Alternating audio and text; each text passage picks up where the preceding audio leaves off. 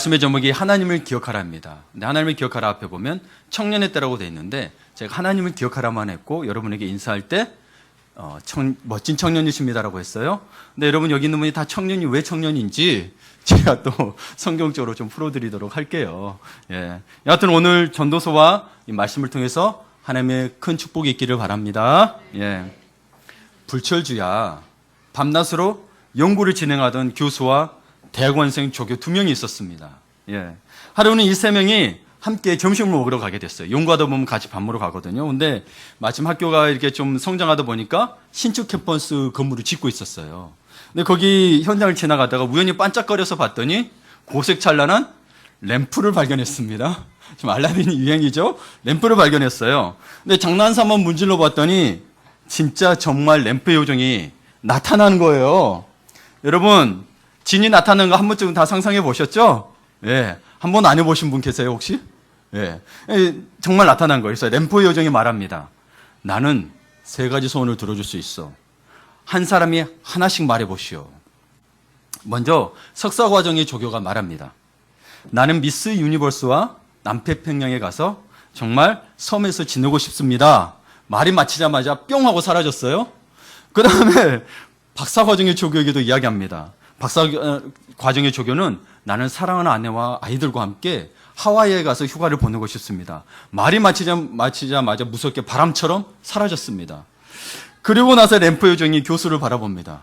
교수를 바라보지야 교수가 아무 말 안 해도 천천히 입을 엽니다. 입을 열더니 나는 사라진 아까 2사람이 점심 식사 후 실험실로 돌아와 주었으면 좋겠어. 여러분 전도서를 보다 보면 이런 것 같지 않나요? 우리가 원하고 싶은 거 하고 싶지만 내 마음대로 안 돼요. 그렇죠?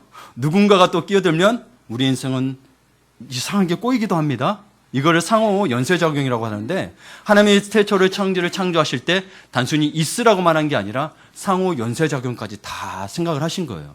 예. 이걸 또 화학적이라도 표현할 수 있고 여러 가지 할 수 있겠지만 하나님이 그렇게 하셨습니다.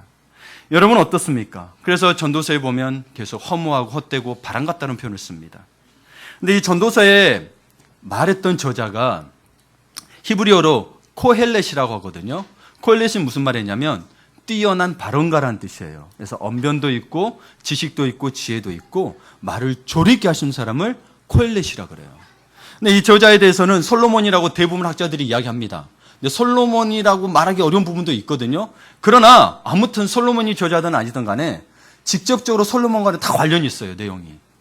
그러니 여러분 막 저자의 골치 아프지 마시고 그건 저희들 연구할 테니까 여러분들은 이게 솔로몬에서 썼구라는 솔로몬이 관련될 거라는 걸 아시고 이해하시면 좋습니다. 그러면 여러분이 솔로몬을 좀 알아야 전도서 이해가 더 편하겠죠? 예. 솔로몬은 쉽게 말하면 우리 세상 사람들이 이야기할 때는 성공한 인생이라고 이야기합니다.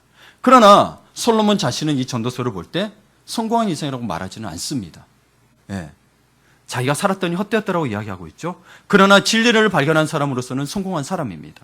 근데 우리가 세상적 기준으로부터 성공을 볼 때 이 학자들이 이야기하기를 솔로몬의 부와 성공은 빌 게이츠의 수천 배에 이른다고 합니다. 빌 게이츠가 제가 알기로 5조에서 6조 되는 걸로 알고 있습니다. 자산이. 그렇다면 수천 배라면 우리 좀 숫자로도 더 넘어서야 될 것 같아요. 몇 경까지 가야 되는, 머리 아픕니다. 하여튼, 그랬고, 인기와 명예는, 여러분 여기 어른들 여기에서는 BTS 모르는 분은 계실 텐데, 솔로몬은 다 알 거예요. 그만큼 부와 명예를 지금까지 누리고 있는 사람이 솔로몬입니다. 그리고 그 사람은 수많은 인생과 나라의 흥망성쇠를 바라봤습니다. 지켜보았고요. 그리고 그는 수많은 석학들보다 뛰어나다고 평가되고 있는 왕입니다. 그런 그가 전도서를 1년에 말년에 썼다고 하는데요. 인생에 말년에 썼다고 하는데 이제 막 나이적으로 볼 때, 연대적으로 볼 때 막 인생의 바다에 뛰어들려고 하는 젊은이들에게 충고를 합니다. 청년의 때에 너의 창조주를 기억하라. 그러면 목사님, 이 나이 든 저희들은 청년이 아닌데 이 말씀 들을 필요 없지 않나요? 라고 말할 수 있는데 사실 여러분 여기를 좀 해석에 있어서 조금 차이점이 생길 수 있는 부분을 제가 좀 말씀드리고자 합니다. 사실 여기 전도서 11장 9절에서 볼 때 이 청년의 때는 영어로 보면 in the days of your youth로 되어 있습니다. 그래서 청년에 따라 우리말 한국말로 볼 때는 20대와 30대로 이해하기 쉬운데 사실은 10대 때부터입니다. 이거를 보면 여러분 히브리어나 유대인들을 보면 성년식을 보통 몇 살에 하는 줄 아세요? 14살에 하는 걸로 알고 있습니다. 그렇다면 이들은 맞는 거예요. 어른으로 인정하는 때가 14살이기 때문에. 그렇다면 그렇게 보면 되는데, 그럼 목사님, 저는 그럴수록 저는 머리도 희끗희끗하고, 이거 저와 상관없는 거 아닌가요? 근데 이 본문에 더 깊이 들어가기 전에, 여러분 속으로 생각해 보세요. 나는 과연 청년인가? 우리 한번 소리 내면서 자기한테 해볼까요? 자신에게? 나는 과연 청년인가? 네. 청년이고 싶죠? 청년이고 싶죠? 다 그럴 거예요. 딱 돌아가고 싶으면 청년으로 돌아가고 싶은데, 나는 과연 청년일까? 12장 1절에 보면 너는 청년의 때에 너의 창조들을 기억하라. 곧 공고한 날이 이르기 전에. 저는 여기에서 곧 공고한 날이 이르기 전에라는 것에 좀 의미를 달리했습니다. 왜냐하면 공고한 날이 전에 이르기 전에는 여러분 인생이 있잖아요. 그렇죠? 그 전에. 이때를 노년이라고 보시는 분도 계시고 인생의 마지막 때라고 보시는 분도 계세요. 여하튼 나이 들어서 마지막 때를 이야기합니다. 그러면 공고한 날이 이르기 전에라고 했을 때 그러면 이 청년의 때는 제가 볼 때는 우리 10대 때부터 이 공고한 날이 이르기 전까지를 저는 해석이 가능하더라고요. 왜냐하면 에베소서 5장에 보면 5장 16절에 보면 세월의 악기라 때가 악하니라 되어 있거든요. 이 세월의 의미가 포인티드 데이로 되어 있어요. 그래서 인생의 정해진 기간을 이야기하게 되어 있어요. 그렇다면 우리는 어느 특정의 한 때를 이야기하는 게 아니고 우리 인생에서 청년의 때는 이때라고 볼 수 있는데 그렇게 해서 저는 여기 해석을 어릴 때로 보냐면 청년의 때로 딱 국한 짓는 게 아니고 청년의 때부터 공고한 날이 이르기 전까지라고 해석하고 싶은 거예요. 이에 대해서 그러면 저 혼자만 그랬냐? 그래서 찾아봤죠. 많은 분들이 이 노년의 때니 그냥 청년 때라고 해석하는 물리적 해석을 합니다. 그건 맞습니다. 그걸 제가 부인하는 건 아니고 그러나 이것들을 좀 더 지금 시대에 맞게 해석하기 위해서는 우리에게 적용하기 위해서는 어떻게 해야 될 것이라는 걸 하게 됐어요. 그렇다면 여러분 이 지혜로운 솔로몬이 젊은이들에게만 던진 이야기일까라는 또 생각을 하게 됩니다. 그렇지 않다는 내용이 있어서 제가 여러분에게 말씀을 드립니다. 여러분 히브리인들에게 청년이란 말은 새벽과 같은 개념을 사용합니다. 새벽이라 하면 어둠이 끝나고 막 햇볕이 함께 나오는 때를 새벽이라 그러죠. 그렇죠? 그러니 어린 시절을 지나 이제 사회를 향해 독립적으로 발걸음을 옮기는 때가 청년의 시기라는 거죠. 근데 여러분 여기에서 볼 때 이해를 할 때 여러분 유대인으로 보시면 안 돼요. 이 구약 때는 이들은 유대인이 아니고 히브리인들이에요. 히브리인들에게 있어서 이 청년에 대한 이해를 하셔야 됩니다. 왜 그러냐면 이스라엘은 유독 전쟁이 많았습니다. 구약 때. 그렇죠? 그리고 구약 시대는 어느 때나 전쟁이 끊이지 않았는데 민수기나 신명기를 보면 이들에게 청년들 즉 징집을 하게 될 때 이 청년들의 개념은 거의 10대 말 때부터 해서 60세까지입니다. 히브리인들의 개념에서 청년은. 그렇다면 여러분 이때의 청년은 군대에 나가서 싸울 수 있는 사람을 청년이라고 해갑니다. 물론 강하고 빠른 사람을 뽑았다고 돼 있습니다.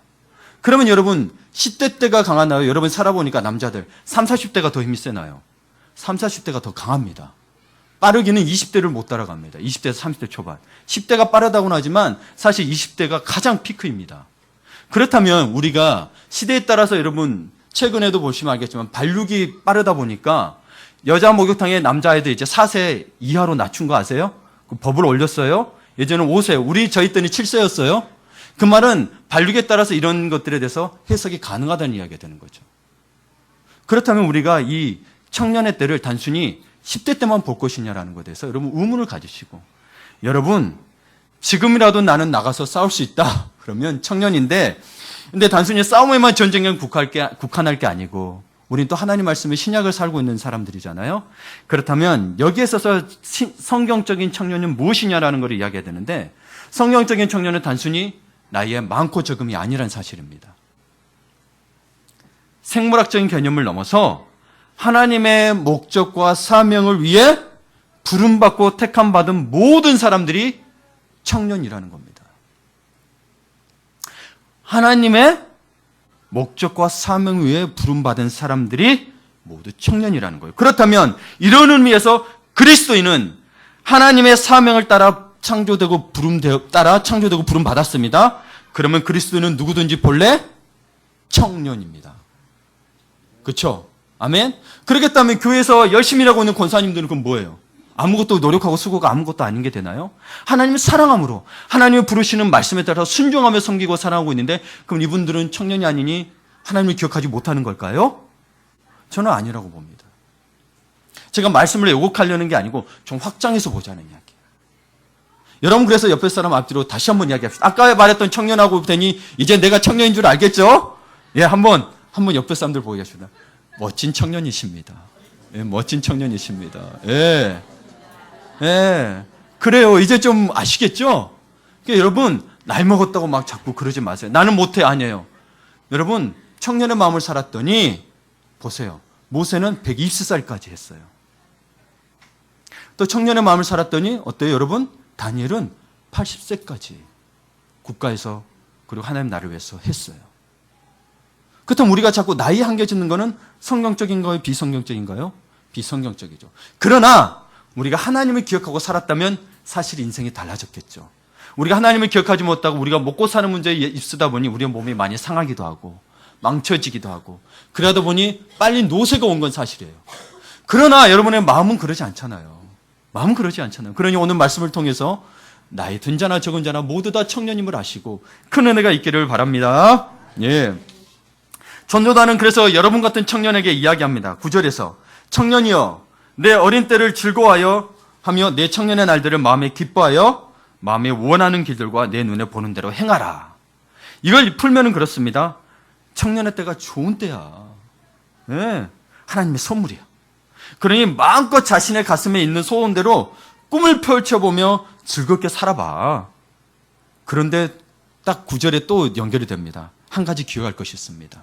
중반절을 보면 우리 같이 그러나부터 함께 읽어볼까요? 그러나 하나님이 이 모든 일로 말미암아 너를 심판하실 줄 알라. 그런즉 근심이 내 마음에서 떠나가게 하며 악이 내 몸에서 물러가게 하라. 예, 여기까지 볼게요. 어릴 때와 검은 머리 시절이 다 떼니라 이렇게 돼 있죠. 예, 여러분 인생의 마지막에는 반드시 하나님의 심판이 있다는 것입니다. 여러분 전도서 2장에 보면 2장인가요? 장경 안 나지만 지혜자나 우매한 자나 똑같대요. 우리는 지혜자나 우매한 자나 다르잖아요. 대학 나온 자나 초등학교 나온 자나 다른데 지혜자나 우매자나 똑같대요. 뭐 때문에 똑같아요? 죽음 앞에서는 다 똑같대요. 그러니 살고 보니 헛되다고 솔로몬이 이야기하고 있어요. 본인은 세상에 누구보다 지혜로운 자였음에도 불구하고 인생 살아보니 똑같다는 거예요. 영원하지 않다는 거예요. 우리가 생각할 때 영원하지 않다는 거예요. 우리 영원할 것 같으니까 마음껏 즐길 수 있는데 분명히 여러분 이 자유는 책임이 따른다는 사실을 알아주십시오.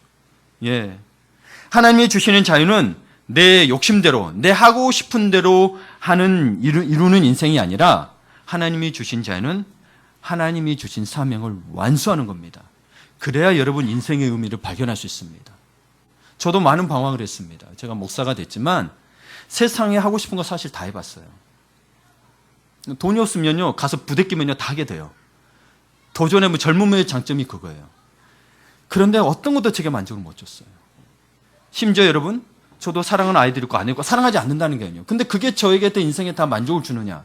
그렇지는 않아요. 거기에 만족을 두고 산다면 살 수 있겠죠. 근데 내가 두고 사는 거지 진짜 만족하는 걸까라고 물어볼 때는 저는 예라고 대답을 못 하겠는 거예요. 그러나 제가 그러다 보니 저도 삶에 있어서 어찌 보면 여러분도 다 겪어보셨지만 내가 살 필요가 뭐가 있나라는 생각은 한 번쯤 해보셨을 거예요. 그러나 내가 주님이 주신 내게 사명이 있고 내가 하나님의 영광을 살 수 있다는 나의 존재 가치를 발견했을 때 저는 삶의 이유를 찾게 됐죠. 다른 것들로 삶의 이유를 찾으려고 했을 때는 그게 제게 이유가 타당하지 않았어요. 왜? 내가 왜 그렇게 살아야 돼?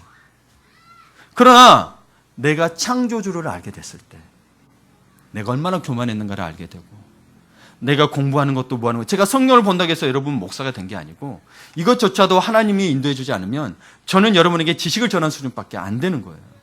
예. 그래서 하박국서에 보면 파수꾼이 그 성을 경성할지라도 하나님이 지켜주지 않으면 이 파수꾼의 지킴이 헛되다고 이야기돼 있어요. 여러분 우리 인생도 우리가 지키는 것 같지만 하나님이 지금이라도 데려가면 여러분 지금까지 살아왔던 거는 뭐가 될까요? 참 가슴 아픈 일입니다. 최근에 우리 안수자매 가정에도 그 아들이 지금 재원이가 몇 살이죠? 26인데 그 친구가 뭐 오토바이 하는데 차가 유턴 돌다가 부딪혔고 그냥 죽었대요. 또 뉴스로 저는 그때 또 신문을 봤었는데 신문을 보니까 15세짜리가 친구 오토바이를 작은 걸 빌렸나 봐요. 친구를 데려다 주려고 집에. 그러다가 하다가 좌회전 도는 차량에 치여가지고 죽어버렸어요. 여러분, 우리는 인생 속에서 우리의 앞날을 알 수가 없어요. 열심히는 살되 하나님을 기억하라는 거예요. 그래서 하나님을 기억하라는 거예요. 여러분, 특별히 그래서 이 바울도 여기 대해서 한마디 거둡니다. 인생을 낭비하지 말라는 건데요. 에베소서 5장 한번 찾아볼까요? 에베소서 5장 16절에서 18절입니다. 여기도 띄워주세요. 여기 보세요. 예. 먼저 16절을 볼게요. 세월을 아끼라 때가 악하니라 돼 있죠? 근데 이것만 따로 보면 안 돼요. 이것만 보면 안 되고, 이게 사실은 분사구문이에요. 헬라어로 돼 있어요. 예, 헬라어로 읽으면 엘고살타인가 되어가지고 분사로 돼 있어요. 그리고 그 다음에 제가 단어가 기억이 잘 안 나지만, 여러분, 그래서 이거는 세월을 아낌으로써라고 해석이 가능해요.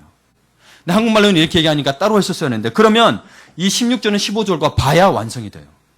15절을 볼게요. 15절, 그런즉 너희가 어떻게 행할지를 자세히 주의하여 지혜 없는 자 같이 하지 말고 오직 지혜 있는 자 같이 하여 세월을 아낌으로써 되는 거. 때가 악하니까, 악하기 때문에 이렇게 돼 있어요. 영어도 보면은 여러분 그렇게 돼 있어요. 근데 세월을 아끼라 때가 악하니라는, 그래서 한번 볼게요. 저는 제가 이제 원어도 공부했다 보니까 킹 제임스 버전이 그래도 헬라어는 더 해석에 가까워요. NASB도 좋지만 거기 보면 제가 좀 읽어드릴게요. See then you work circumspectly, not as fools, but as wise, redeeming the time because the days are evil. 이렇게 돼 있습니다. 아시겠죠? 그래서 동사적으로 명령적으로 세월을 아끼라! 명령이 아니에요. 아낌으로써예요. 그리고 왜? Because 세월이 악하니까. 그렇게 살아가는 것이 지혜 있는 자같이라고 이야기하고 있는 거예요. 그래서 여러분, 단순히 세월을 아끼는 만큼 내가 아껴서 내 시간 아껴서 이렇게 한다는 개념으로 보시면 안 돼요. 지혜 있는 자같이 해야 되는데 15절을 보면 여러분 그런즉 돼 있죠. 근데 제가 영어로 처음에 뭐라고 했어요? See then 그랬죠. 그러면 알라 그런즉이에요. 그럼 뭘 알아야 되느냐? 여기는 그런즉 그러면 결론적으로 이해하는 거겠지만 사실 원어적으로 볼 때는 알아야 될 부분이 그리고 그런즉으로 가야 되는 거예요. 그래서 가까이 4장부터 해서 5장의 그 14절까지를 보고 그거를 보고 이야기하고 있는 거예요. 그렇게 살아라. 주의하여 지혜 없는 자같이 어떻게 행할지를 주의하라는 거예요. 어떻게? 여러분 한번 보세요. 14절을 보면 그래서 그걸 딱 한마디로 한 문장으로 만지면 하나님을 본받는 삶을 살아라고 돼 있어요. 제가 여러분 한번 찾아보셨어요? 에베소서 4장에 보면 4장 25절로 한번 보실래요? 거기 보면 4장 25절만 봐도 그런즉 거짓을 버리고 각각 그 이웃과 더불어 참된 것을 말하라. 우리 거짓을 버리지 못하죠. 26절에 분을 내지 마라. 마귀에게 틈주지 마라. 도둑질하지 마라. 그리고 5장 1절을 보세요. 그러므로 사랑받는 자녀같이 너희는 하나님을 본받는 자가 되고. 여러분이 사랑을 받고 있대요. 하나님이 사랑하고 있대요. 그 사랑을 본받는 자가 되래요. 그러니까 여러분, 단순히 지혜 있다는 게 세상에서 말하는 내가 지혜 투자 잘하고 내가 이렇게 교육하고 이게 아니고요. 하나님의 말씀에 따라서 살아라. 그게 지혜 있는 거다. 그게 세월을 아끼는 거다라고 이야기하고 있는 거예요. 그게 왜 그렇게 되냐면 우리 아까 에베소서 5장 16절 거기 18절까지 한번 띄워주실래요? 그래서 제가 15절 16절을 제가 이 한국어로 다시 해석을 하면은요. 알라 그런즉 너희가 지혜 있는 자같이 주의 깊게 행동해야 해. 세월을 아낌으로써 말이야. 왜냐하면 세상이 악하거든. 세상이 악하니까 자꾸 우리를 세월을 아끼지 못하게 다른 것에 마음을 뺏기게 하고 있는 거예요. 이거를 주의하라는 거예요. 그러니 너희는 거기에 뺏기지 말고 이렇게 살아라고 이야기하고 있는 거예요. 그러면 뭐가 돼 있냐? 17절 18절에 그러면 또 그러므로 나와요. 그러므로 어리석은 자가 되지 말라는 건 지혜 있는 자같이 하라는 거죠. 오직 주 뜻이 무엇인가 이해하라고 돼 있어요. 우리 로마서 12장 1절은 분별하라고 돼 있는데 여기는 이해하라고 돼 있다고. 언더스탠딩. 여러분이 이해할 수 있다는 거예요. 주의 뜻이. 주의 뜻이 뭐예요? 아까 14장에서 이해했던 거 그거예요. 에베소서 4장과 5장에서 이해했던 게 주의 뜻이라는 거예요. 근데 우리는 자꾸 하나님의 말씀을 직접 들어야 주의 뜻이라고 생각하는데 오해하지 마시기 바랍니다. 이미 다 이야기했어요. 이렇게 살아라. 근데 우리의 욕심이 눈에 가리우죠. 어제 권사님과 통화를 하면서 2주 전에 했던 설교들을 이야기하더라고요. 씨 뿌리는 자의 비유에서. 여러분 우리가 좋은 밭이에요. 좋은 밭이라고 이야기했어요. 좋은 밭이 있는데 왜 열매를 맺지 못하느냐? 좋은 밭이에요. 어느 밭도 좋은 밭이었죠. 두 가지 좋은 밭이 있었죠. 완전히 좋은 밭과 어떤 밭이 좋은 밭이었어요? 가시떨기가 있는 밭이 좋은 밭이었어요. 가시떨기가 있는 밭이 좋은 밭이에요. 그래서 씨앗이 잘 심어졌는데 자랐는데 열매를 못 맺는다고 되어 있는데 왜요? 가시떨기 때문에. 이 가시떨기를 제하셔야 돼요. 세상의 염려, 자랑, 세상의 방법들을 제하라고 되어 있습니다. 그래야 열매를 맺는다. 근데 내가 신앙생활하면서 열심히 해도 안 되고 교회는 자기 마음대로 하는 것 같거든.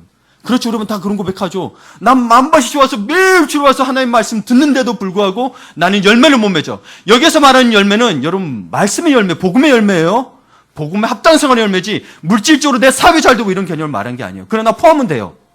포함은 돼요. 그것만으로 해석하지 말라는. 내가 만약에 영혼을 구원하지 못했다면 여러분 열매가 없는 거예요. 성경적인 열매다. 바울이 이야기했던 거. 바울도 이야기하고 예수님도 다 이야기했던 부분인데 이 열매를 예수님 말하는 열매는 여러분 언제든지 네 사업이 잘 됐단 말하고 온 적 없어요. 네 자녀가 성공했다는 걸로 열매로 이야기한 적 없어요. 뭐예요? 복음의 열매를 이야기하죠. 하나님의 뜻에 따라 행했대요. 그래서 십자가를 지셨거든요. 그렇지 않으면 십자가 의미가 없어요. 그럼 우리는 성경을 볼 필요도 없어요. 생각해 보세요. 내가 모든 게 잘 된다고 열매를 맺는 게 아니에요. 오히려 배가 신이 되었다고 조심하라고 이야기하고 있습니다. 계시록에서도. 그게 왜 예전에는 어떤 데서는 교단에서는 그러면 마치 하나님이 구원받는 것처럼 사업이 잘 되고 물질 쪽이 잘 받아야 혹은 방언까지 받아야 구원받는 것처럼. 아닙니다, 여러분. 아니에요. 네. 그래서 17, 18절을 보면 술 취하지 말라 이는 방탕한 것이 오직 성령으로 충만함을 받으라. 이 연결은 이제 술 취하지 말라 이는 방탕한 것이는 이제 통틀어서 이야기한 거예요. 세속적인 걸 이야기하는 거지만 오직 성령으로 충만함을 받으래요. 그러면 여러분 성령 충만함을 받기 위해서는 질 뜻이 무엇인가 이해하고 지혜로운 자가 돼야 성령 충만함이 가능하다는 거예요. 주여 불주시옵소서 이렇게 해서 받는 게 아니라는 거예요. 저도 기도원을 다 다녀봤지만 불주시옵소서 뜨거웠어요. 막 방언도 하고 막 예언도 하고. 그런데 뒤돌아 나가서는 차 안 비킨다고 빵빵거리고 욕하고 있고 질서 안 지키고 마음대로 막 채취갖고 타요. 여러분 그건 방언이 됐든 병 고치는 거 됐든 뭐가 됐든 간에 그거는 도구라고요. 복음에 쓰는 도구지 진짜 예수님을 원하고 여기도 있지만 하나님을 본받는 자라고 바울도 이야기하고 예수님도 나를 본받으라고 돼 있어요. 그래서 너는 죽고 나의 십자가를 지라고 이야기하고요. 이 핵심이 빠지면 여러분 우리는 신앙생활에 사실은 그냥 겉돌고 있다고 보시면 돼요. 이게 아니면 여러분 우리 교만이 죽겠어요? 십자가가 아니면? 겸손한 척은 할 수 있죠. 근데 진짜 교만이 죽던가요? 아니면 내가 저 사람 사랑하리라 해서 사랑이 되던가요? 안 되더라고요. 안 돼요. 내 십자가 없이는 내 십자가 앞에서 내가 무릎 꿇지 않고는 도대체가 불가능한 게 인간이더라고. 하는 척은 할 수 있어요. 그리고 와서 하나님 회개했는데 회개해. 하나님 내 마음은 이랬어라고 회개해. 내가 불쌍하더라고. 복음의 진짜 진수를 알지 못하면 내가 불쌍하더라고.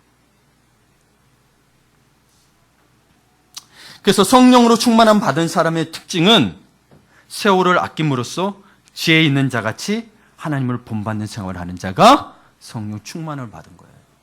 그래서 여러분 저도 예전에 한번 얘기했지만 왜 그렇게 한국의 부흥시대에 은사자들이 많은데 은사자들이 사라졌느냐.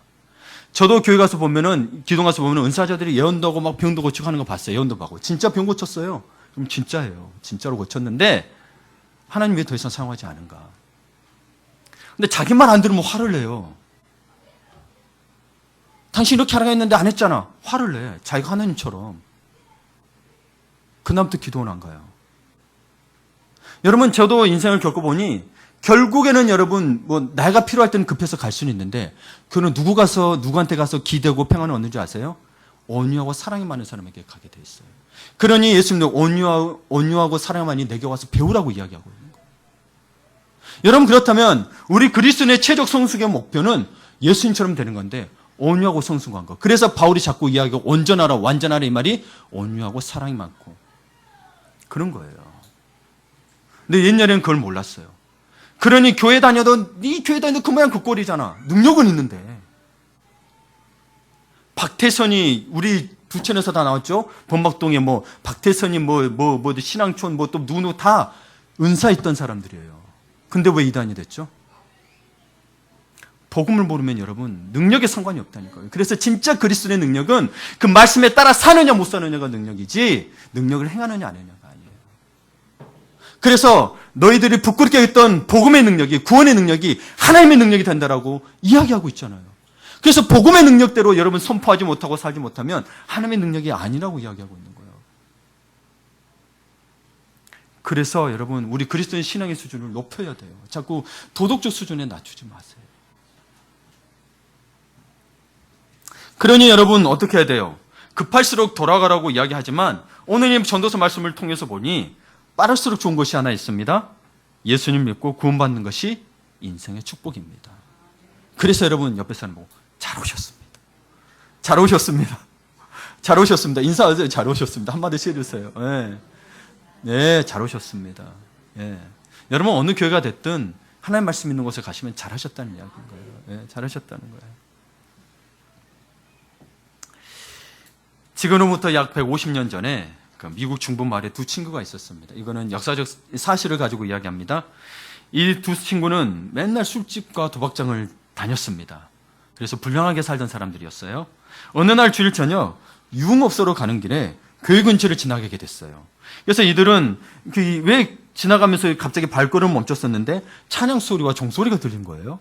그래서 멈춰서서 교회 앞에 게시판을 봤더니 죄의 삭은 사망이라 이렇게 써져 있는 거예요. 미국 교회 가면 여러분 게시판이 대부분 있어요. 시골에도 가면 게시판이 있어서 다음 주 설교 뭐라고 써져 있어요. 그래서 죄의 삭은 사망이라. 그날의 설교 제목에 적혀 있는 거였어요. 그리고 이 글을 읽고 한 친구는 콧방귀를 뀌면서 가던 길을 그대로 갔지만 다른 한 친구는 마음의 충격을 받아서 술집 가는 걸 포기하고 교회에 들어가서 그 말씀을 들었습니다. 그리고 30년이 지났습니다. 교도소에서 신문에 난 미국의 제22대, 24대 대통령 스티븐 그로버 클리블랜드의 취임 의사를 교도소에서 한 늙은 죄수가 읽더니 통곡을 하며 눈물이 맺힙니다. 놀란 주변 사람들이 막 말리면서 물었겠죠. 무슨 일이냐고. 이 사람은 30년 전에 내 친구였는데 이제 그는 대통령이 되었고 나는 종신형 죄수가 되었습니다. 그때 교회 앞에서 그는 하나님을 믿었고 나는 그대로 유흥업소를 향했는데 그게 우리의 인생을 바꾸어 놓았습니다. 라고 이야기하더래요. 여러분 그렇습니다. 청년 때부터 어릴 때부터 창조주 하나님을 기억하는 것이 이렇게 인생을 바꾸어 놓습니다. 하나님을 기억하라는 것을 어떻게 기억해야 할까요? 저도 성경을 찾아보면 하나님을 기억하면 어떻게 하나님과 할 거라고 다 성경을 찾아봐도 날마다 말씀과 기도로 하나님과 교제하는 거에는 없더라고요. 하나님과 펠로우십을 갖고 커뮤니케이션 하지 않고는 이 방법이 없더라고요. 근데 여러분 이게 지루할 수 있죠. 근데 이 방법이 근데 사실 제일 쉬워요. 만약에 여러분 보고 돈 있는 사람이 괜찮겠지만 1억씩 갖다 바쳐라. 여기서 그럼 여기에 남을 사람 몇 명이나 돼요? 몇 명이나 되냐고요. 오히려 그게 쉬울 것 같은데 여러분 어려운 사람은 어려워요. 그러니 날마다 기도와 말씀을 하는 건 누구나 할 수 있잖아요. 그러니 모든 사람이 할 수 있는 걸 하나님이 우리에게 주신 거라는 거죠. 이게 은혜가 아니고 뭐냐는 거예요, 여러분. 이 세대는 좋아졌네. 눈도 안 보이면 또 듣게도 해주네. 옛날에 안 보인 사람들은 어떻게 했을까? 옆에서 누가 읽어줬겠죠. 그렇죠? 참 은혜예요. 그래서 여러분 이런 말을 하면 어떤 부모님들은 난감한 표정을 짓습니다. 아무리 크리스천이지만 아이들이 공부만 하기도 바쁜데 그럴 시간이 어디 있냐는 거예요. 그러나 어릴 때부터 하나님과 교제하는 습관을 안 들인 이 아이가 대학에 입학한 후에 갑자기 신앙생활을 뜨겁게 잘할 확률이 또 이것도 통계를 내놨더라고요. 3%도 채 안 된대요. 여러분 인간이 사는 세상에서 절대적인 게 있던가요? 나도 맞고 니도 맞아요. 이 사람의 삶에 따라서 다르니까. 그래서 절대적인 게 없어요. 그러나 여러분 우리 하나님만은 절대적이더라고요. 하나님 말씀만은 절대적인 게 진리이기 때문에 그렇습니다. 그래서 여러분 하나님을 기억하십시오. 매일 하나님의 말씀과 기도로 교제하십시오. 그래서 여러분 나이가 들었어도 하나님과 지금 매일 교제하고 계신 분이 있다면 여러분 이분은 청년입니다. 청년이에요. 예, 그러시죠 여러분. 예, 청년이요. 그런데 내가 지금 어린데 이러지 못한다 그러면 과연 청년일까? 라는 질문을 던져보시기 바랍니다. 두 번째로 여러분, 이 전도서가 이야기하고 있는 것은 그건 하나님을 경외하라는 건데, 이 말은 뭔 말이냐? 진정한 성공은 여러분 뭐겠어요? 진정한 예배에서 비롯된다는 거예요. 그래서 저희 그 비전 중에 하나가 저 예배에 대해서 하고 있는데, 좋은 예배자가 좋은 예배를 만든다는 겁니다. 여러분, 좋은 예배가 여러분은 좋은 예배자를 만드는 게 아니에요. 모든 예배는 좋은 예배다 나쁜 예배가 없고, 예배의 주체는 누구예요? 하나님이신데 거기에 좋고 나쁨이 어디 있어요? 근데 사람들이 착각해요. 오늘 와가지고 내 한 주 동안 힘들었으니 오늘 말씀을 듣고 은혜 받아 예배에 성공했다고 합니다. 그러면 자기 만족이지 하나님이 기뻐 받으셨을까요? 예배는 누구한테 드리는 거예요? 내 만족을 위해서 하는 건가요? 아니죠. 그렇다면 여러분, 평상시에 매일 하나님과 말씀과 기도의 교제를 나눈 좋은 예배자가 결국에는 와서 은혜를 받고 좋은 예배를 만들게 된다는 거예요. 우리가 그것까지 생각을 못했다면 우리는 너무 우리 중심적인 신앙생활을 했다는 거 알아주십시오. 그런데 우리가 하나님의 영광에서 창조되었는데 결국 그게 누구에게 돌아와요? 나에게 돌아와요. 왜? 창조자의 목적에 따라 살기 때문에 결국은 나에게 유익이 되는 거예요. 가장 선한 것들을 누리게 되는 거예요. 그래서 은혜를 아는 것만 그치는 것 같고 은혜를 누리고 살게 되는 거예요. 그 은혜가 누리게 되면 옆에 사람까지 퍼져요. 나만 잘 사는 게 아니고. 대표적인 게 하나님의 은혜에 따라서 하나님 말씀에 순종했더니 베드로가 물고기를 건졌어요. 밤새 하다가 못 잡았는데 건졌는데 내 배만 가득 찬 게 아니고 같이 왔던 동료 배까지 가득 찼다고요. 여러분, 나만 잘 된다고 생각하는 건 축복이 아닙니다. 절대. 하나님, 그러면 예수님이 왜 우리에게 그 계명을 주시겠어요? You commandment라 그래서 주 너의 하나님을 사랑하라. 그리고 내 이웃을 사랑하라고 되어 있죠. 그러면 이거에 벗어나게 돼요. 나만 잘 돼. 내가 잘 된 다음에 잘 되는 게 아니고요. 이웃을 사랑하는 순간 여러분은 발견하게 돼요. 수많은 세상 사람들의 이야기를 들어봐도 나를 먼저 사랑하고 사랑했더니 사랑을 발견했던 사람, 나만 사랑해서는요, 다른 사람 사랑하는 사람 거의 없어요. 그래서 회의가 들어서 이웃을 사랑하고 다른 사람 봉사활동도 했더니 자기 인생을 발견했다는 이야기가 수두룩합니다. 그래서 여러분, 나는 왜 이렇게 살까? 나는 왜 이렇게 힘들까? 나는 왜 이렇게 고민이 많을까? 라고 할 때 한번 이웃을 섬겨보십시오. 이웃을 사랑하십시오. 그러나 그 조건의 첫 번째 되는 계명이 뭐예요? 하나님을 사랑하라. 여러분, 저는 여러분에게 비록이라는 신앙을 가지라고 이야기하고 싶습니다.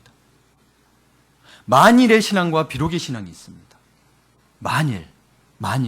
우리 만일 이야기하죠. 만일 이렇게 해주시면 이렇게 할게요. 하나님 앞에 이야기해요. 만일 이렇게 하면 이렇게 할게요. 근데 이 만일이 어디서 온 건 줄 아세요? 예수님이 광야에서 시험 받으실 때 사단이 이야기해요. 만일 네가 하나님의 아들이거든. 만일 네가 하나님의 아들이거든. 만약 네가 하나님의 아들이거든. 이게 사단이 사용하는 거예요. 그러면 이렇게 하겠다. 그런데 사단에게도 우리는 그렇죠. 그래서 만일 이렇게 해주면 내가 얼마 주면 내가 평생도 뭐 이렇게 하겠다. 뭐 이런 식으로 하잖아요. 만이라는 표현을 써요. 근데 그걸 하나님 앞에 쓰고 있는데 여러분, 그게 사단의 언어라는 걸 아세요? 우리 주님은 뭐냐? 우리 주님 우리를 향한 게 뭐냐면 비록의 신앙이 은혜의 신앙이에요. 비록 네가 부족할지라도, 비록 네가 죄가 많을지라도, 비록 네가 똑똑하지 못할지라도, 비록 네가 아플지라도 나는 너를 사랑해. 내 사랑 안에 와서 같이 거하지 않을래. 이야기하고 있는 거예요. 여러분, 그 사랑을 감격하다면 자다가도 일어나서 울어요. 정말. 그러니 다른 게 만족이 되겠냐고요. 여러분, 세상에서 아무리 찾아보세요. 잠깐의 즐거움은 있을 수 있지만 그러면 그 행동을 계속 반복하게 돼요. 따라가고 잊으려고. 술 마시나한테 물어봐도 그거 마시면 행복해져서 마십니다는 뭐 없는 것 같고 그냥 잊기 위해서 마신다 그러더라고요. 다. 네. 그래서 여러분, 진정한 예배를 드리시기를 바랍니다. 예. 그래서 한 사람의 예를 들려고 하자입니다. 성경에 보면 다니엘의 그 출중한 실력이 어디서 왔는가? 그 다니엘의 그 역사적인 자료를 보면, 그 배경을 보면, 역사적이라는 건 객관적 자료를 말하는 거예요. 바벨론 제국은 지금의 미국 같은 세계 최강대국이었습니다. 전 세계의 유수한 엘리트들과 명문 그 가문의 귀족들이 와서 교육을 받았던데요. 그래서 수십만 명이 모였다고 되어 있습니다. 그런 곳에, 자, 다니엘을 소개할게요. 다니엘이 막 들으니까 위대처럼 생각했네. 다니엘의 성경 변방에 망한 나라 유다에서 끌려온 포로. 자, 다시요. 다른데 바벨론에 왔던 사람들은 여러분 어떤 사람이라고 그랬어요? 네, 어떤 사람이라고 했어요? 유수한 인재들이라고 그랬죠. 명문 가문. 근데 다니엘은 변방에 망한 나라도 그때 없었어. 포로로 끌려온 다니엘이었어요. 우리 환경을 탓하지 맙시다. 예, 우리 환경 때문에 많이 무너지죠? 다니엘은 더했습니다. 다니엘은 다른 바벨론 인재들처럼 과외수업 한번 받지 못했어요, 제대로. 그러나 다니엘이 바벨론 최고의 인재들과 경쟁했을 때 그의 실력이 그들보다 10배는 뛰어났다라고 기록이 되어 있습니다. 인맥이나 연출, 로비 핑계될 수 있죠. 근데 이것도 실력이 한두 배 차이 나야 인맥이, 로비도 효과가 있는. 그런데 10배씩 차이 나버리면요, 이게 그 사람한테 눈이 안 갈래 안 갈 수가 없어요. 그러면 다니엘의 그 출중한 실력이 어디에서 왔을까요? 다니엘은 성경을 보니 다니엘은 어릴 때부터 하루에 3번 온 마음과 마음을 다해 하나님께 기도하고 말씀을 묵상하며 하나님과 교제하는 습관을 지녔습니다. 심지어 그렇게 하면 죽인다고까지 법이 바뀌었는데도 불구하고 그는 이 습관을 하루도 버리지 않았습니다. 우리는 핑계대죠. 바쁘니까 이거 오늘 안 해도 안 해도 구원의 문제는 없어요. 그러나 여러분 정말 지혜로운 게 무엇일까를 생각해보세요. 우선순위라면 바빠도 그 사업이 망할지라도 내가 하나 앞에 지키는 거. 왜냐하면 다니엘은 생명 걸고 한 거거든요. 여러분 다니엘 같은 지혜를 달라고, 다니엘 같은 믿음을 달라고 하면서 사자 굴에는 안 들어간다면 어떻게 다니엘 같은 믿음을 가지죠? 생각해 보세요. 그 사자들 무지굶주렸다고 돼 있어요. 그랬더니 다니엘에 나온 다음에 그 신하들 넣었더니 바로 뼈가 움츠러질 정도로 그렇게 죽였다고 돼 있습니다. 여러분 생각해 보세요. 우리가 좋은 것만 말하는 게 아니고 그 과정에는. 그래서 여러분 부모들에도 이야기합니다. 부모들이 자녀들 고난을 안 줄 생각하지 마시고 고난을 감당할 만한 힘과 지혜를 달라고 기도하셔야 되지, 여러분이 다 고난을 못하게 하면 안 된다니까요. 그러면 미성숙해요. 자기 좋아하는 것만 해요. 그러면 부모 말도 안 들어요. 고난 해본 사람이요, 벌써 어릴 때부터 알아요. 그래서 엄마 아빠 고생을 하니까 가서 도와주고, 그럼 엄마 아빠를 고생하니까 자기가 알아서 하겠죠. 물론 원망한 사람도 있죠. 그러나 그 사람도 나중에 알게 되잖아요. 여러분 우리 부모들을 원망하는 사람이 있다면, 청년들이 있다면 마음을 돌이키세요. 내가 여러분 오히려 고난이 없어서 사실은, 그럼 뭐 부모가 정말 귀하게 키워준 거를 모른 거예요. 제가 자녀 키워보니 그렇더라고요. 그래서 자녀들 마음 바꾸세요. 네, 부모 말씀에 잘 순종하세요. 예수 믿지 말라는 거 외에는 다 순종하시면 돼요. 예. 그래서 이 다니엘은 그런 습관 때문에 80이 될 때까지 이 습관을 지켰다고 되어 있습니다. 새 나라의 총리 대신했어요. 새 나라가 바뀌면 숙청당하는데, 대단합니다. 하지만 왜 그랬냐? 다니엘은 그 하나님께 기도하고 예배하는 시간을 어느 것과도 타협하지 않았다는 사실입니다. 우리는 자꾸 타협하죠. 이게 안 믿는 사람에게 어떻게 비칠까? 안 믿는 사람에게 일을 못해서 비칠까가 아니라 내가 신앙을 지키는 걸 보여달라는 이야기예요. 근데 초점이 자꾸 일에 간단 말이에요. 그렇죠? 이 안 믿는 사람이, 그러면 그 실수를 통해서 다음에 더 잘하시면 돼요. 하나님이, 내가 실수하면 사람들이 그럴 것 같아도 내가 하나님의 말씀 지키면요, 전화위복되는 삶을 저는 제 삶에서 많이 겪었습니다. 오히려 정직하고 내 실수를 인정하고 내가 낮아지고 무시당할지라도 무시당하면서 그래도 신앙을 지켰더니 결국에는 그 사람들이 저에게 찾아와서, 너처럼 정직한 사람 처음 봤다. 너 그러니 내가 사람 속여줬다 하는 적이 한두 번이 아닙니다.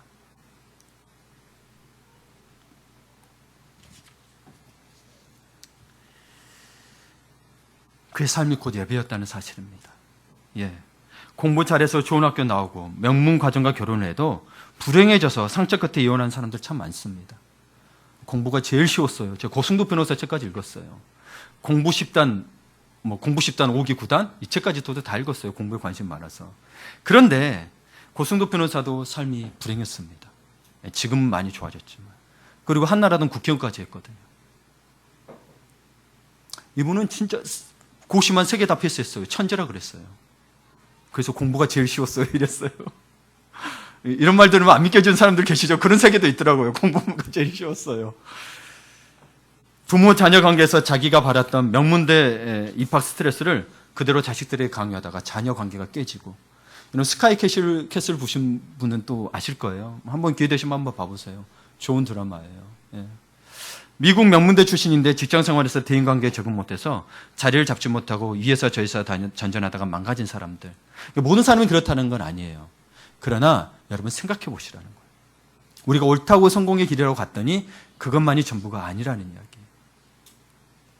병 고침을 받고 건강을 회복한 것은 좋은데 건강한 몸으로 하나님의 일을 하는 게 아니라 쾌락에 빠져 인생을 망친 사람들. 여러분, 그래서 진정한 성공이란 사실은 종합세트와도 같아요. 이 진정한 성공을 위해서는 사실 어릴 때부터의 습관들이 굉장히 중요해요. 어른이 돼서 믿는 것도 정말 확률이 낮기 때문에 좋은 건데 누릴 시간이 없어진다는 이야기예요. 무슨 말이냐? 이제 믿고 봤더니 믿음의 가정이 안 돼 있는 거예요. 근데 사실 이 성공의 종합세트는 사실 믿음의 가정이 이루는 게 첫 번째입니다. 첫 번째입니다. 두 번째가 직장과 사이에서도 존경받고 사랑받아요. 세 번째가 교회에서도 축복받은 일꾼으로 세워져 가는 거예요. 그래서 여러분, 한 곳에서만 잘 됐다는 것을 성공이라고 이야기할 수가 없는 거예요. 그래서 그 모든 것을 가능케 하면 예배에서 나온다는 거예요. 주일날 예배만은 말한 게 아니고요. 예배의 삶을 살라는 거죠. 하나님을 경외하면서 나온다는 거예요. 그래서 먼저 그의 나라와 의를 구하는 자에게 이 모든 것을 더하시리라. 하나님을 예배하는 자들에게 이 모든 것을 더하시려는 거죠. 하나님 주시려고 기다리고 문 밖에 서서 두드리더니 내가 문을 열면 내 문을 못 여는 거예요. 이건 조건이 아니에요. 우리의 의지가 필요한 거예요. 그러면 하나님의 은혜주를 모르잖아요. 사람의 봐보세요. 자발적이지 않으면 거기에 기쁨도 없고 감사도 없어요. 그럼 오히려 인생이 힘들어요. 아무리 좋은 거라도. 예. 제가 뭐 좋은 걸 가지고 있어요. 근데 아주 좋은 다이아몬드를 가지고 있어요. 근데 우리 3살, 4살짜리 애들한테 야, 이거 가져 좋은 거야. 근데 이 아이는 저 아이스크림 먹고 싶어. 준다고 가져요, 안 가져요? 모른다고요. 여러분, 몰라요. 그러니 여러분, 아무리 좋은 거라도 내가 하나님 안에서 먼저 그걸 찾지 않으면 그 가치를 모른다는 거예요. 자꾸 내가 원하는 것만 찾게 된다는 거예요. 그 우리 인생이 그러니 너무 고달프고 힘이 드는 거예요. 기쁨이 없는 거예요. 그게 저도 고달프더라고요. 그런데 성경에 보니 그러지 말고 하나님을 경외하라 라고 이야기하고 있어요. 그래서 마지막 세 번째로 여러분에게 말씀드리고 싶은 것은 하나님 중심으로 사는 인생이 되시길 바랍니다. 청년의 때부터 너의 창조주를 기억하라는 것은 하나님 중심으로 인생을 살라는 겁니다. 성경적 사고를 하라는 것과도 같습니다. 그것은 하나님의 다스림을 받는 인생입니다. 여러분, 하나님께서 다스린다고 하지만 우리의 생각은 성경적 사고가 아니면 다스림을 받는 게 아니에요. 왜냐하면 통치의 개념은 주종의 관계고 종은 무조건 주인의 말에 터도 없이 따르게 돼 있거든요. 그러나 여러분이 하나님을 믿을 때는 무조건 믿으라는 게 아니에요. 믿고 난 다음을 이야기하는 거예요. 믿을 때는 여러분 의심도 가지시고 끊임없이 질문하십시오. 그리고 답을 찾아가십시오. 그래서 여러분, 내가 인생의 계획을 다 세워놓고 그것을 이루기 위해 하나님을 이용하는 것이 아닙니다. 그래서 잠언서 보면 사람이 계획할지라도 그 길을 인도하시는 여호와시냐고 했을 때 사람이 계획을 세워놓으면 하나님이 인도하시면서 생각하는 게 아니고 정말 신앙적인 거, 이게 성경 전체적으로 보셔야 돼요. 성경 전체를 볼 때 하나님의 뜻이 무엇인지 이해하고 분별해서 계획을 세우라는 거예요. 그래야 그것도 하나님께서 인도해 주셔야 가능하다고 이야기하고 있는 거예요. 우리는 세워놓고 하나님 인도해 주세요. 그럼 그거 안 되면 뭐예요? 하나님 인도 안 해주신 거예요? 하나님 언제나 인도하신다. 내가 세상 끝날까지 너희와 함께 하리라 그랬는데 그럼 그때는 인도 안 하신 거예요? 그렇잖아요. 그렇잖아요. 내가 세워놓고 함께 기도했더니 안 들어줬대. 그럼 나 하나님 나와 함께 안 하는 거래. 아니요. 계획을 성경 전체를 볼게요. 신약까지 놓고 볼 때 뭐 구약에도 그건 담겨져 있어요. 하나님 뜻이 무엇인지 분별해서 계획을 세우라는 거죠. 그리고 기도하시라는 거예요. 이스라엘 민족이 망했던 이유가 뭐예요? 선민의식 때문에 말했죠. 하나님 물론 이스라엘 민족을 부르셨어요. 그러나 특권의식을 가졌죠. 그러니 너희도 가서 전해라는 것을 못 알아들었죠. 하나님 백성으로서 마땅히 살아가는 걸 못 알아들어서 사실 그들을 흐트러뜨린 겁니다. 그렇죠? 모여서 자기들만 살았어요. 그래서 세계 각지로 흐트러뜨린 거예요. 언어가 통일되어 있을 때, 헬라 제국 시대에. 그래서 나의 욕심을 위해서 하나님을 이용하는 게 아니라 하나님께서 주시는 사명을 위해 나를 들이시길 바랍니다. 마지막으로 한 구절만 보겠습니다. 전도서 12장 13절입니다. 같이 읽겠습니다. 12장 13절입니다. 여러분, 여러분에게 이야기하고 있습니다. 이 전도자가 코헬렛이 이야기하고 있습니다. 일의 결국을 다 들었으니 하나님을 경외하고 그의 명령들을 지킬지어다. 이것이 모든 사람의 본분이니라. 자, 같이 읽어볼까요? 시작. 일의 결국을 다 들었으니 하나님을 경외하고 그의 명령들을 지킬지어다. 이것이 모든 사람의 본분이니라. 아멘. 사람의 본분이 뭐라고요? 사람의 본분이 뭐라고 써져 있죠? 예. 여러분, 우리가 인간답게 살아가고 할 때는, 세상처럼 말할 때는 그럴 수 있어요. 그러나 하나님이 인간을 누가 만드셨죠? 하나님 만드셨어요. 하나님의 말하는 인간의 본분은 창조주가 이라는 거, 하나님을 경외하고 그의 명령들을 지키라는 거예요. 그래서 여러분, 저에게도 지혜롭게 세월을 아낌으로써 지혜롭게 행하라는 게 그 이야기가 나와요. 여러분은 어떠십니까? 시간의 주권자는 하나님이십니다. 우리에게 내일이 있을지 없을지 우리는 모릅니다. 따라서 우리에게 제일 중요한 시간은 바로 오늘이라는 사실입니다. 예, 여러분은 아시잖아요. 오늘이라도 당장. 그러나 안 들어가시니 은혜죠, 사실은. 그래서 오늘 은혜의 자리에 나오는 게 중요하고, 오늘 하나님을 경외하는 것이 중요하고, 오늘 복음을 전하는 것이 중요합니다. 여러분, 우리가 해야 할 일은 무엇이죠? 하나님의 경외하고 그 명령들을 지키시기를 축복합니다. 아멘.